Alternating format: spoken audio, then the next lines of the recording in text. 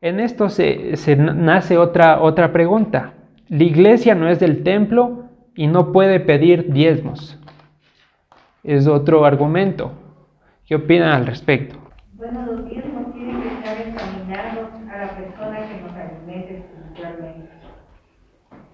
Si tenemos un maestro, si tenemos un líder, ahí tienen que ser encaminados los diezmos. Sí. No necesariamente a un lugar, a una casa, que digamos iglesia, ¿no? Porque la iglesia somos nosotros, pero el concepto general que se tiene es de un local, de un templo, de una casa, de una construcción. Eso es correcto, porque ¿cuál es la situación? Dicen, los diezmos eran solo para el templo. Ninguna iglesia puede tomarse la atribución de decir este es el nuevo templo, y por ende hacen mal en pedir los diezmos. Respuesta a este argumento, o como lo he planteado yo: la iglesia no pide diezmos, el que pide es Dios, y en el ánimo de crear la unidad se lo administra de manera conjunta. Vamos al testimonio, Hechos capítulo 4, versículo 32. ¿Listo? Y la multitud de los que habían creído era de un corazón y de un solo ser. Ninguno decía ser suyo propio nada de lo que poseía, sino que tenían todas las cosas en común. Avancemos hasta el capítulo 6, versículo 1 al 7. En aquellos días, como creciera el número de los discípulos, hubo murmuración de los griegos contra los hebreos, de que las viudas de aquellos eran desatendidas en la distribución diaria. Entonces los 12 convocaron a la multitud de los discípulos y dijeron: no es justo que nosotros dejemos la palabra de Dios para servir a las mesas.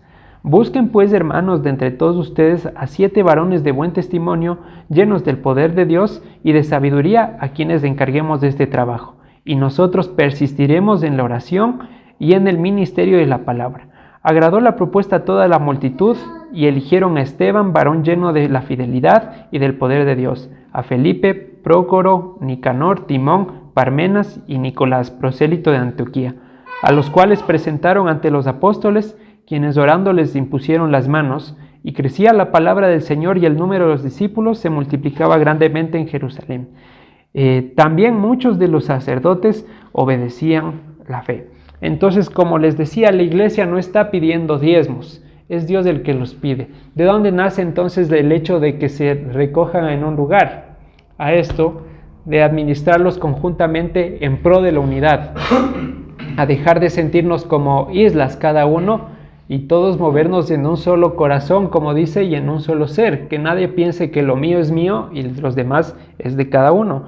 Ahora aquí narra algo muy importante en el versículo 7, que dice que también muchos de los sacerdotes obedecían a la fidelidad, es decir, que los levitas se estaban convirtiendo al Señor. Y entonces le preguntaba y conversaba con Sandrita qué pasaba con esos levitas, porque se entiende que ya no servían en el templo. ¿Por qué? Porque si aceptaron a nuestro Señor Yeshua, dejaron de participar en sacrificios, de otra manera estaban cometiendo abominación. ¿Qué pasaba con esos sacerdotes? ¿Se les daba el diezmo? ¿Se les dejaba ministrar la palabra? ¿O se les sentaba como uno más? Es difícil y no hay el mayor indicio de qué pasaba con estos sacerdotes de Leví que se convertían a la palabra.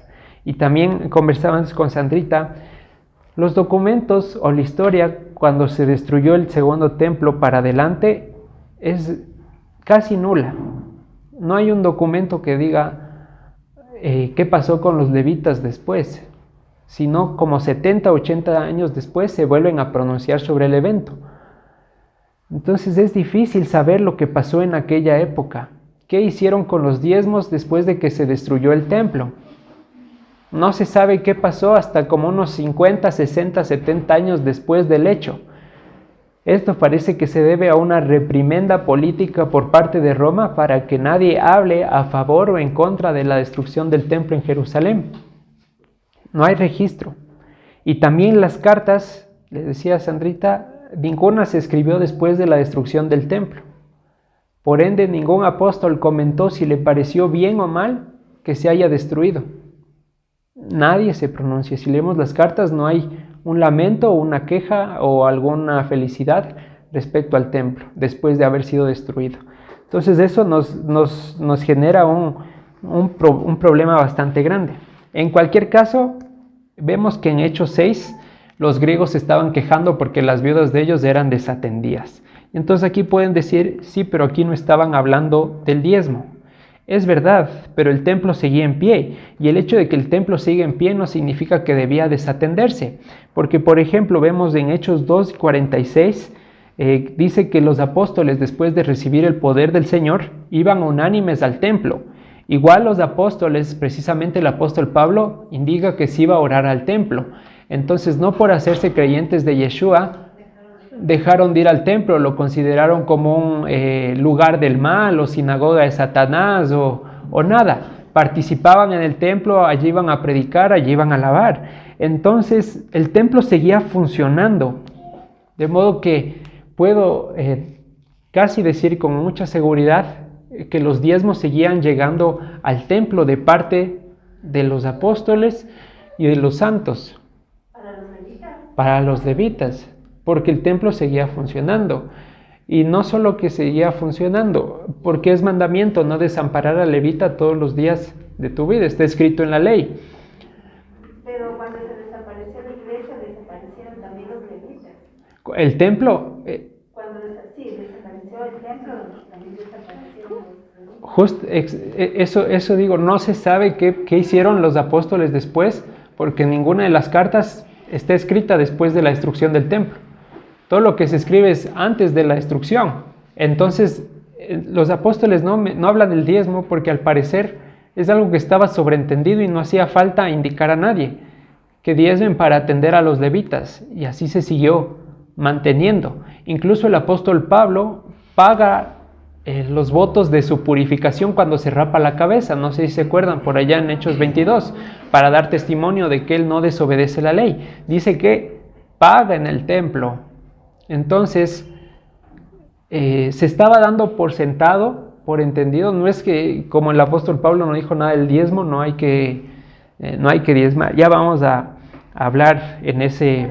Pero se lavaban la cabeza también porque si cometían un pecado grave, se lavaban también la cabeza. En el caso de la lepra, había que cejas, todos los cabellos. O en el caso del voto nazareno, ahí también, sí. En el caso de Pablo, el voto nazareno, ¿ya? Entonces, vuelvo a preguntar, ¿estamos de acuerdo en que el diezmo no fue solo para el templo? En base a las evidencias expuestas en este momento, sí, yo creo que estamos de acuerdo. Vamos a otro testimonio, Génesis 28:22. 28:20, vamos desde el 20. Lo tenemos, ¿no? E hizo Jacob voto diciendo: si fuere Dios conmigo y me guardare en este viaje en que voy, y me diere pan para comer y vestido para vestir, y si volviere en paz a casa de mi padre, el Señor será mi Dios, y esta piedra que he puesto por señal será casa de Dios, y todo lo que me dieres el diezmo apartaré para ti. Segundo ejemplo que vemos que, primero que Jacob no está diezmando a los levitas, no está diezmando en el templo, sino que a una piedra le dice: esta será la casa de Dios, ¿sí? Dos cosas importantes.